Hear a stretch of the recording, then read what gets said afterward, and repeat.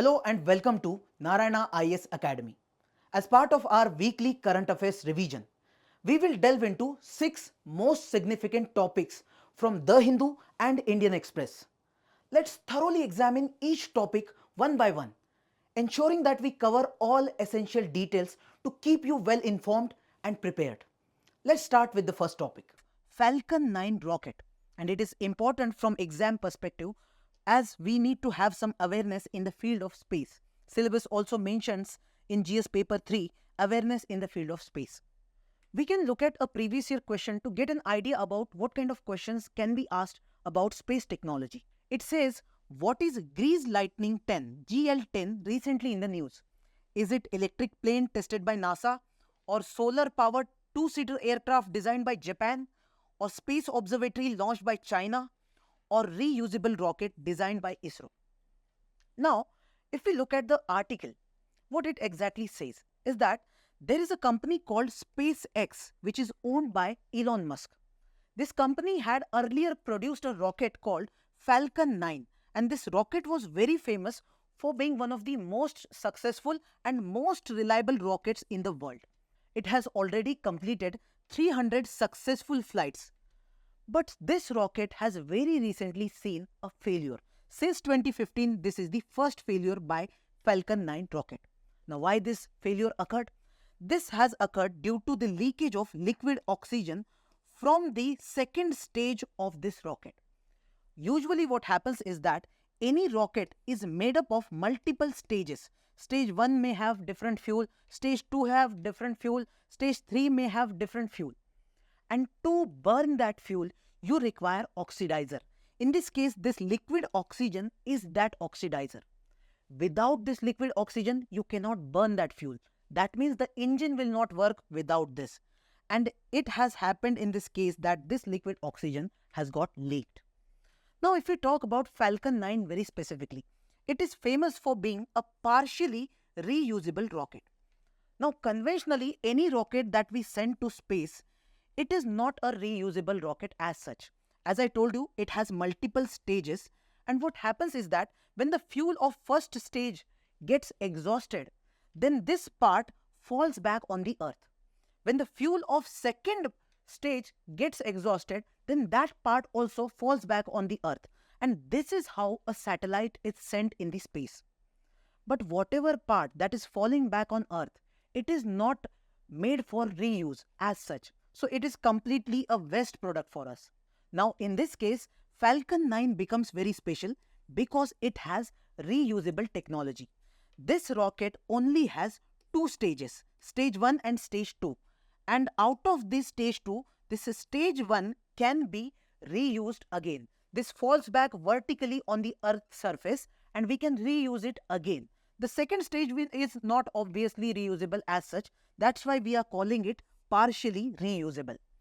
If we look at these two stages, first stage is having Merlin engine and aluminium lithium alloy tanks. And the second stage has single Merlin engine. Now, what is reusable launch vehicle? We have understood in brief, but please understand its importance. If you are able to recover the rocket again, that means for the next mission, you do not need to make the same rocket again. That means the cost of the project will be reduced for multiple missions. But there are some challenges when it comes to developing a reusable launch vehicle or a reusable rocket. First is ensuring the structural integrity for multiple launches. Means you send a rocket, then it falls back, but is it in the same condition, intact condition to be used for next project? That's a questionable thing. Second, when the rocket re-enters in the atmosphere of Earth, it has to go through extreme heat and extreme stress, which can cause some changes in the structure of that launch vehicle. Apart from that, whether it will be very much reliable for the next mission is a questionable thing. Maybe instead of satellites, we are sending a human being in the space. So can we consider this particular launch vehicle a reliable one? Then there is some environmental and economic impact. Now we understand that economically it would be beneficial for us. But from environmental perspective also, it is very good.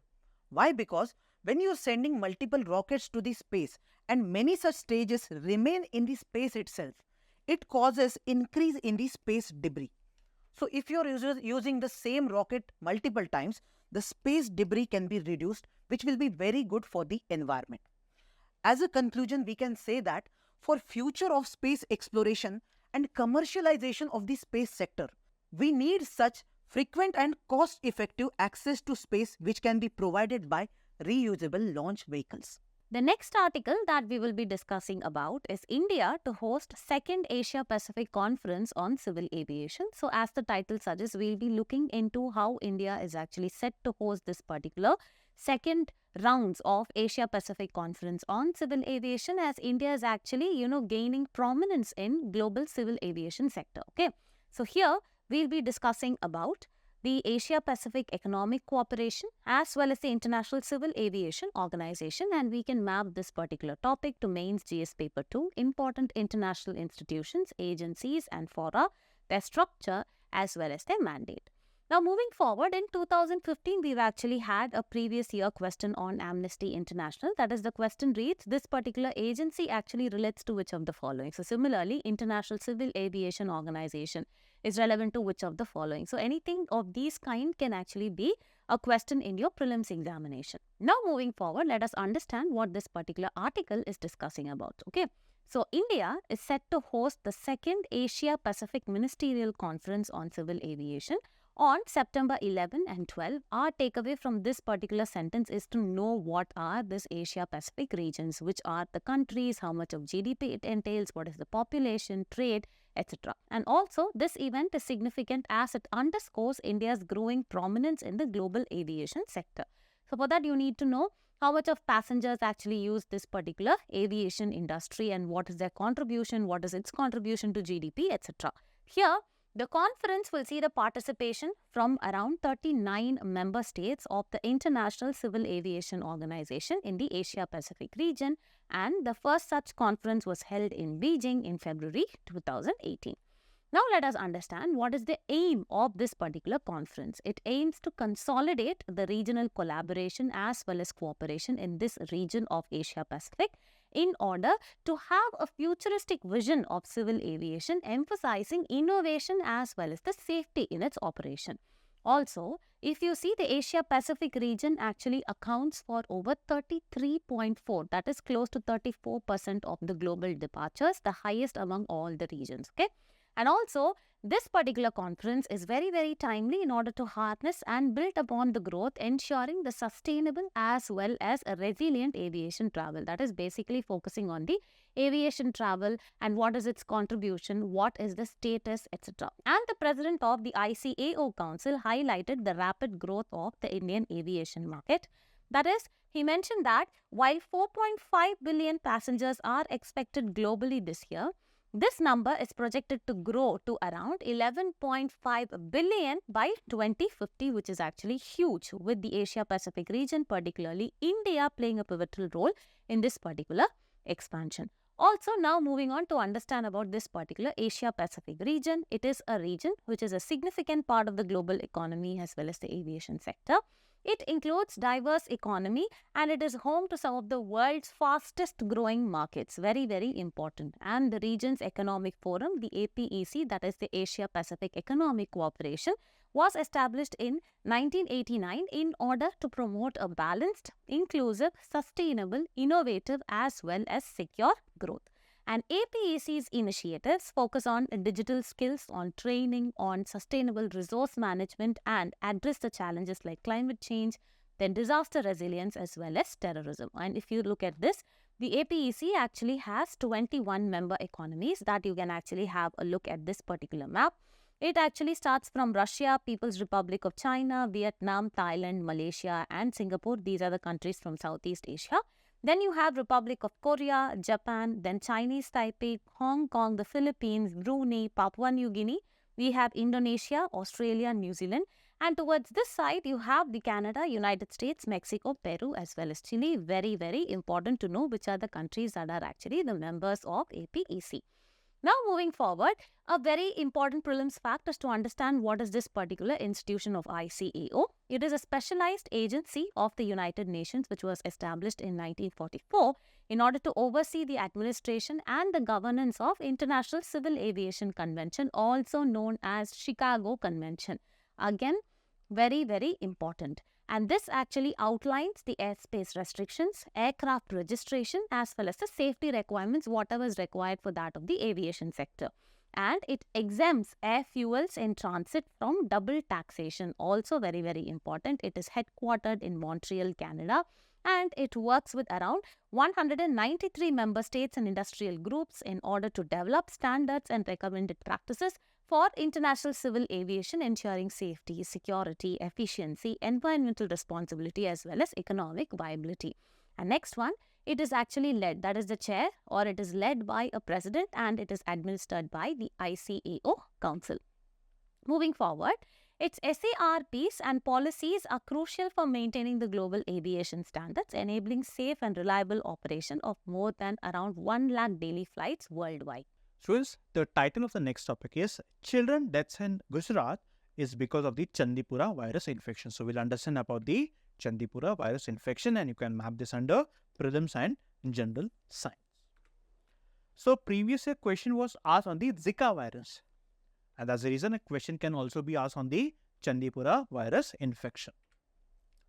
So what is the context? The Gujarat government has stated that 6 children have died in the state because of the Chandipur virus. So we'll understand more about the Chandipur virus. 1. It is a virus of the Rhabdoviridie family, which also includes other members such as less viruses that actually causes rabies. So it belongs to this family, and this is what it is important for you to remember for the examination. Now the cause of this particular infection is the sandfly species. Now sandfly species like the phlebotomine, right? Sandflies as well as the mosquitoes. So here we see sandfly species like the phlebotomine sandflies, and because of the Aedes aegypti mosquitoes, which are also responsible for dengue. So, right. So these are the species that causes the infection. The virus resides in the salivary glands of these insects, which can be transmitted to the humans or other vertebrates like the domestic animals through bites. The virus causes encephalitis. Now, what is encephalitis? It is the inflammation of the active tissues of the brain. It also causes encephalitis. What are the symptoms? Symptoms are fever, body ache, headache. It can also then progress to the altered sensorium and the seizures, and also leads to encephalitis. Other symptoms include respiratory distress, bleeding, as well as diarrhea. So these are the symptoms. So please do remember the symptoms. I am not saying that remember each and every symptom, but remember few important symptoms like fever, headache, and body ache, because such type of symptoms can also be asked in the UPSC examination. And which are the worst affected regions? Now this was first identified in 1965 in the Maharashtra state. Then Maharashtra, Gujarat and Andhra Pradesh are the states now affected because of this infection called Chandipur virus, right? And this remains largely endemic to our country only. So these are the points that you need to remember when it comes to Chandipur virus infection for your prelims examination. That's it. Okay. State of the informal sector. Pay attention to the words here.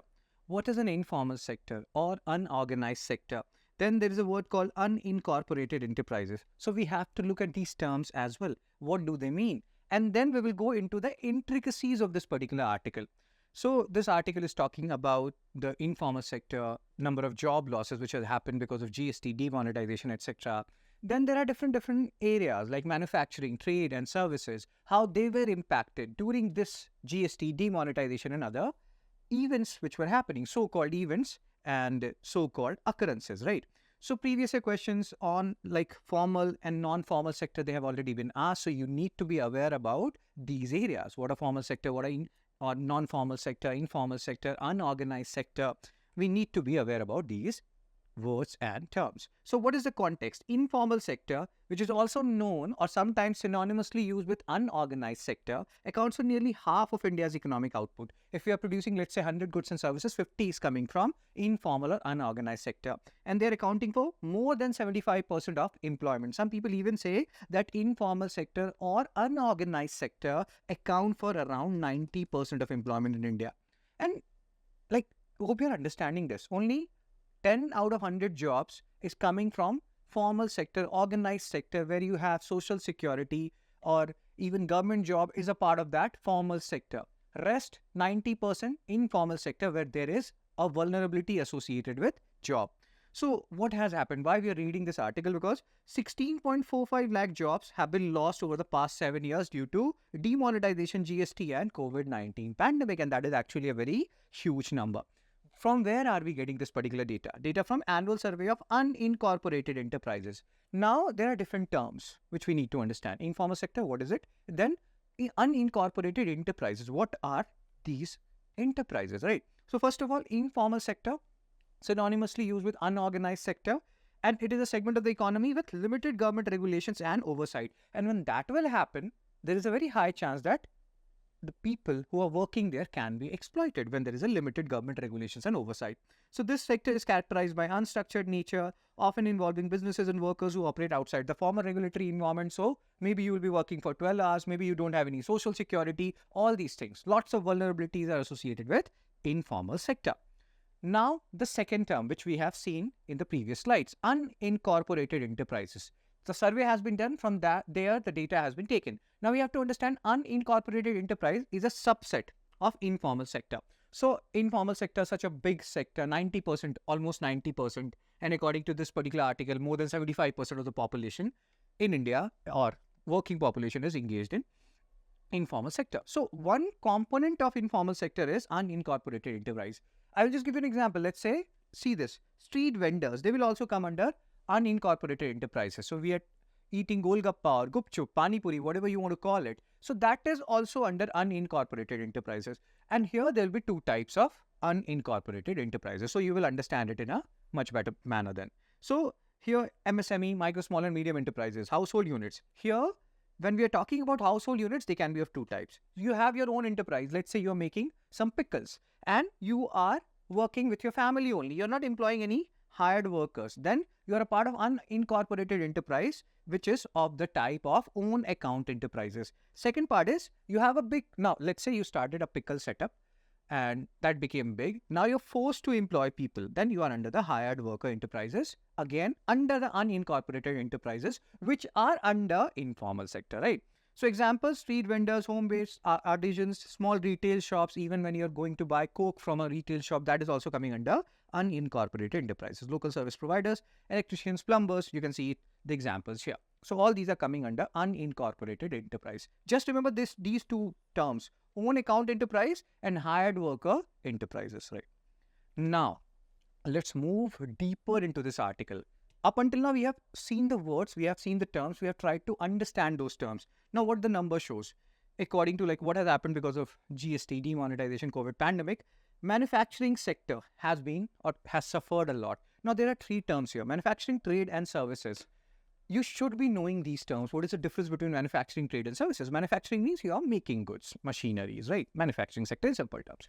Now, most of the people get confused between trade and services. So trade means when we are trading or when we are exporting, importing tangible goods. So that is trade. Services, when you are exporting, importing intangible goods like IT sector and everything. So hope you are understanding trade, tangible goods, services, intangible good. So manufacturing has been the worst sufferer of all this GST and demonetization and COVID-19 pandemic. Other data are also there. What do you say? Have a look at them and we'll try to delineate them. But please pay attention here. I will just show you. Manufacturing, see, 2010-11, 3.49 crore people were involved. 2015-16, 3.6. But now in 2022-23, which is the latest data we have, 3.06 crore people. That means the number of people decreased who were working in the manufacturing sector as far as informal sector is concerned. And that is actually a worrying trend. So more about the news, number of workers in the informal sector overall, combining manufacturing, trade, services has dropped to 10.96 crores from 11.13 crore. So people who are working have reduced, and that is actually a worrying sign. Then there is a very interesting observation also, which we'll talk about. Manufacturing worst affected, as we have just discussed. Now, there are two specific data here, two major data. Number of informal units. Hope you're understanding informal setups, and then workers. So here in manufacturing sector, when we are talking about like 2015-16, you have 1.797 crore units, which reduced to 1.78. So we are seeing, means number of units, these informal units, they are also contracting. Workers are also decreasing between 2015-16 and 22-23. Trade units, informal units contracted, but number of workers increased. Services, both are working fine. So now let's talk about the state data. If you go back previously, there are different state-wise data, and you don't need to do PhD on this data. Basic summary is 16 out of 34 state union territories recorded a decline in the informal sector. So that means 18, the remaining 18, they recorded an increase or like the same, similar kind of data, right? Now, we have seen decline in informal sector. So you may be like, this is not good. But there is an interesting observation here that if, let's say, the opposite of decline is increase. Let's say there's an increase in the share of informal sector workers. So that also shows that there is a shift, that there is a decrease in the formal sector, which is more organized, which is more secure. So sometimes even an increase in the share of informal sector is not good. That shows that the people who are going into the vulnerable arena of employment is increasing. And that shows the number of people who were in the formal sector has reduced. So hope you're understanding this. In economy, nothing is good or bad. When you're reading economy in detail, even you need certain amount of inflation if you want to curb unemployment, which is Phillips curve. So even inflation is not bad up to a certain extent. So here also, informal sector increase or decrease, both will have their own positive and negative points. Hope you're understanding this. So what is the conclusion? These survey data, they are very important for understanding employment trends, especially during slowdown in formal sector. And it also highlights the impact of demonetization, GST and COVID-19 on the informal sector. The next article that we'll be discussing about is MASCHO PIRO. So in this particular article, we'll be discussing about the largest uncontacted tribe so far in the world who live in the Amazon rainforest of the southeastern Peru region of South America. So here we'll actually be discussing about this particular group of tribes named as the MASCHO PIRO, as well as the contacted tribes, that is another group, that is the Yain people, as well as the Manu River, that is surrounding area of which these tribe community actually inhabit. So this particular topic is important for both the prelims as well as the mains examination, particularly with respect to GS paper 1, Geography of the World, where the Amazon rainforest is very important. The indigenous tribes who live there, their geography and the environmental significance is very, very important for the examination. As we move forward, we can actually see there has already been a question that has been asked in the UPSC Prelims Examination 2013 with respect to that of the tribe as well as the states they actually inhabit. So from here, we understand that the tribes, both nationally as well as globally, become very, very important for your prelims examination. Now, moving forward, let us actually understand what this particular article is discussing about. Okay, so there has been a recent sighting of the uncontacted tribe, that is the MASCHO tribe people, documented by the indigenous rights NGO Survival International, and this actually raises the significant concerns because these people were totally uncontacted tribes. Okay, so that is why they were called as the world's largest uncontacted tribes. That is, you can actually not see them anywhere at all because they actually reside in the dense Amazon rainforest of southeastern Peru region. Okay, so they are basically the hunters and gatherers, and they actually are they account to only 750 individuals, and they inhabit this particular region called Madre de Dios region near the Peru's borders with that of Brazil as well as Bolivia. Okay, so this is in Southern America. Here, if you see, they actually maintain the characteristic features. I will just give an introduction before we move into the details of it. So here, if you see, they have a huge reclusive lifestyle. That is, they actually stay always isolated and they are not seen in the public, or they don't actually live in a huge community like all the other tribes actually do. Okay, and here they actually have fear of disease transmission and they do not have any immunity for that. And of late, they've actually been, facing a number of challenges, such as there are logging that is taking place in the areas where they inhabit. There are also historical displacement that had actually taken place during the booming of this rubber industry, and there are a number of health risks that they actually face, which have the diseases or the viruses and bacteria that are actually transmitted by the outsiders are there, and they actually suffer from the loss of territory as well as the cultural erosion. Okay, so this is the basic that we need to know about this particular tribal group.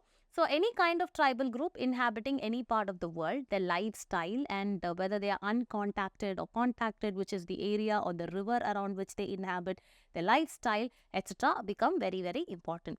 So they have been recently cited, and that has actually been documented by the Indigenous Rights NGO, that is a non-governmental organization named Survival International, and this has actually raised concerns. Okay. So moving forward, let us understand more on the news. The tribes people, possibly the largest uncontacted people in the world, they live in the Amazon rainforest of the southeastern Peru.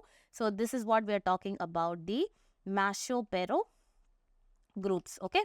So the photographs that were taken in late June show that more than 50 tribes people near the banks of a river close to the areas where the logging companies have actually granted concessions. Okay, so the government has actually sold that land, okay, in Peru to the logging companies. So here, this proximity to the logging activities poses a humanitarian disaster as stated by the director of Survival International, that is this particular non-governmental organization. And this situation actually underscores the tension between the MASCHO PIRO's need for isolation and encouraging the logging operation. So there is a tension between both. Now moving forward, let us understand about the MASCHO PIRO tribe, further. So they potentially number over 750 that I already told you. It's a nomadic group of hunter-gatherer residing in the Amazon jungles in the particular region of Madre de Dios region near the borders of Peru, Brazil and Bolivia.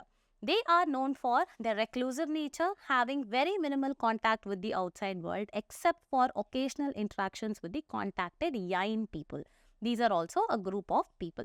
So historically, if you see, the MASCHO PIRO faced severe disruptions during the Peru's rubber boom in the year 1880 or in the 1880s, resulting in displacement, enslavement as well as mass killings of the people. That is why they actually live in very minimalistic numbers, 750. Since then, they have actually lived in isolation along the Manu River. So we will be reading about this particular river as well. And recently, there have been, a lot of commercialization or the logging activities that have been taken place that forced them to come out of their forested refuges, indicating that they do not have anywhere else to retreat or to settle. So here you can actually see this particular region of Southern America, and these are actually the tribes. Now moving forward, let us know something about this particular NGO, Survival International. It is an NGO which is dedicated to the rights and the protection of indigenous tribes across the world, and also it highlights the plight of uncontacted tribes like the MASCHO PIRO, advocating for their right to live undisturbed. Okay. Now let us understand about the Yain people, who are the contacted tribe community. The Yain people, a contacted indigenous group, they actually share the region with the MASCHO PIRO and they actually occasionally interact with them. And much of what is actually known about this particular tribe comes from the accounts of the Yain, okay, and the observations that have been done. And the Yain have reported that the MASCHO PIRO feel increasingly pressured and very, very upset about the logging concessions that have actually invaded their territory, because of which there's a lot of fragmentation and they actually lose their territory.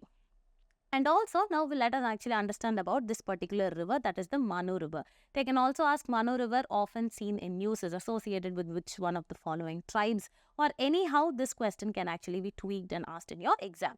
Now, the Manu River is a significant geographical feature in this particular Madre Dios region, forming part of traditional territory of this particular tribe. The river and its surrounding rainforest provide essential resources so that these tribes live a nomadic lifestyle, as well as the river's ecosystem is now threatened by logging activities which not only endanger this particular tribe but also the biodiversity in this particular region. India has to help in restoration of peace in the Middle East. And in this topic, we'll understand the different dimensions of India and the West Asia relationship. This under GS paper 2. So let's go through a previous question asked in the year 2019.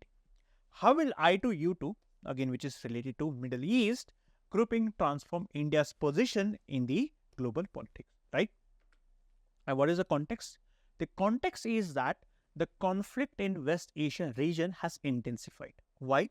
Because of the ongoing war between Israel and the Hamas in the Gaza Strip. And this has led to significant geopolitical and humanitarian concerns.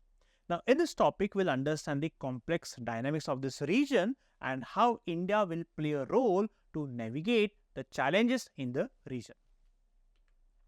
Let's know more about West Asia. Now, West Asia, it connects three islands: Asia, Africa, and Europe. It connects three seas: Mediterranean, Red, and Arabian Sea. And it is also a hub for the international trade. Now, this region's strategic waterways, there are two. One is the Strait of Bosphorus and the Strait of Dardanelles. It enhances the geopolitical importance of this region. Then the discovery of oil in the region has actually increased the importance of the region. As a region, the major powers got attracted or intervened in the geopolitics of this particular region. This is about the West Asia, and you can look at this map. And most importantly, students, when it comes to Middle East or West Asia, you have to be thorough with the maps of this particular region. Why? Because this region is very, very important for our country. And that's the reason UPSC has it, or UPSC might ask a question on this particular topic, right? Especially the two states that we just discussed. Mark these two states in your atlas map. So whenever you go through the newspaper and come across any important term or any important place, please do mark in your atlas map, right? Now let's try to understand the evolution of India's West Asia policy. Now the evolution has evolved over time.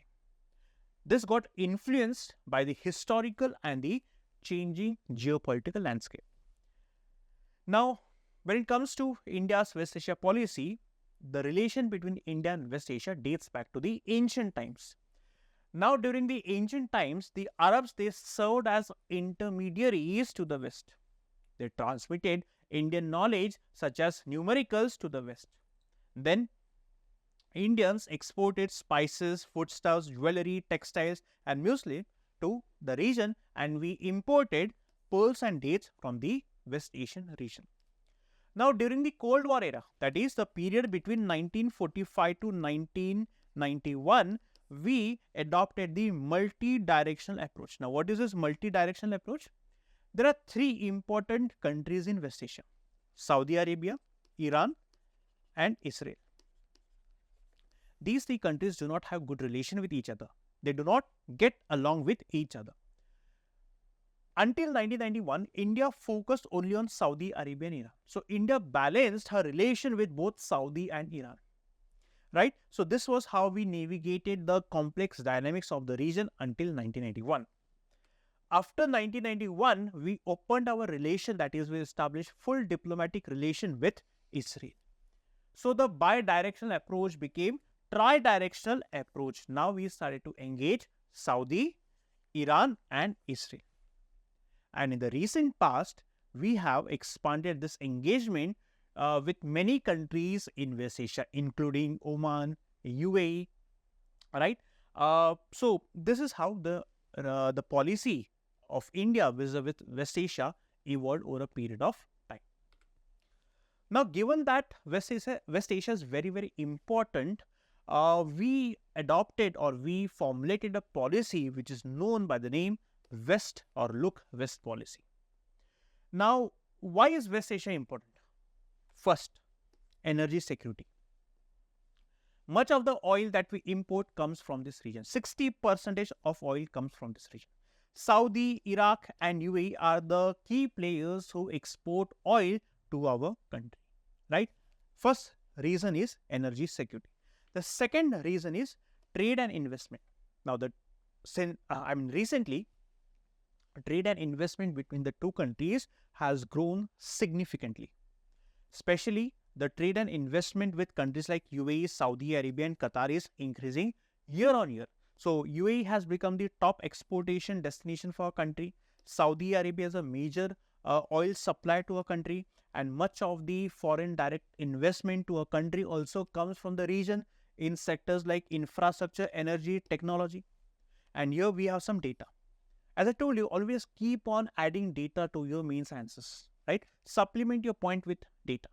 This will help you in fetching those 0.5 and 1 marks extra, which will make a whole lot of change when you tally your entire or tally the score of each and every paper. So always focus on this dimension of adding data.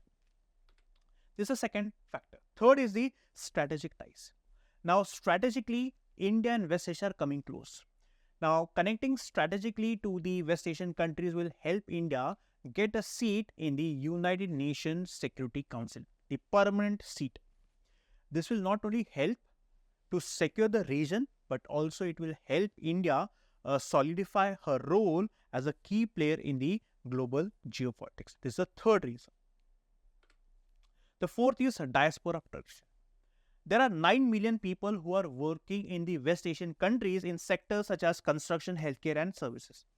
These people send money to their families in India. This is known as a remittance. So, of all the money, dollars that we get from across the world, 55% of dollars or remittance we get from this region. So, we get 40 billion annually. This shows that how important is this region. Why? Because this remittance also helps in the foreign exchange. The next is the defense cooperation. Now, in order to enhance regional security, India is collaborating in the defense sector as well with the countries in the West Asia. For example, UAE and Oman. Now, the Duqm port of Oman, India has been using this Duqm port of Oman for this strategic purpose. So, Indian Navy uses this particular port, right? Then we have the counter-terrorism. Now, both the countries or both the regions are also collaborating to combat terrorism and piracy. So, we share the intelligence, we coordinate. At the same time, we also run training programs to enhance capabilities, right? So, this is how we are working in different sectors. And cultural diplomacy. Now, apart from working in these sectors, we are also working to strengthen the bond of the people in these two regions. How? By focusing on the soft power. For example, by celebrating days like International Yoga Day in the UAE. Then again, we have this Indian Cultural Center in Dubai. Now, this will enhance mutual understanding and goodwill and cement the bond between the people of these two regions. Again, this Hindu temple was inaugurated in Abu Dhabi recently. So, Bollywood, cuisine, festivals, educational exchanges, it builds strong people-to-people connection. And that's the reason why the West Asian region is very, very important for our country. I hope you understood why West Asia is important. Now, we'll understand the reasons behind the recent disturbance in the region. First, we all know is the war between Israel and the Hamas. Second, Iran. Now, Iran backs many militias in the region, and these militias are actually causing regional disturbance. For example, Iran backs Houthis. Now, these Houthis, they keep on disturbing the region. They keep on attacking. For example, they attacked Israel recently. The third is the internal conflict, that is the civil war in countries like Syria and Yemen, and the political crisis in Lebanon. Fourth, geopolitical rivalries. As I told you, there are three important players: Saudi Arabia, Iran and Israel. They do not get along with each other. That's the reason there are tensions in the region. Then, given the region or given the tensions have intensified in this region, many countries are spending money on the military infrastructure, or the expenditure on military has grown significantly, right? And this underscores the strategic importance and the ongoing security challenges in the region. These are some of the reasons. Now, because of the tensions in the West Asian region, there could be possible impacts on our country. For example, energy security. There are high chances that the oil that we get from the West Asian region can be reduced in volume because of the tensions, or the people who are working in these regions, their lives can be at risk. Remittance, we might get less money from this region because of the disturbances, trade disruptions, as well as we might be forced to support one country at the expense of other country because of the tensions. These are some of the possible impacts on India. Now, in order to restore normalcy and peace in the region, India is working on the developmental parameters. For example, India is focusing on the Middle East Quad, where India, Israel, UAE and USA have come together to connect South Asia, Middle East and the US in the economic, technological and diplomatic sectors.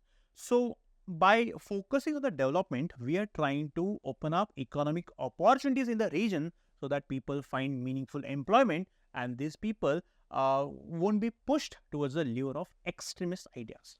Medical diplomacy. So we have sent many vaccines during the COVID times to cement the relations between these two regions.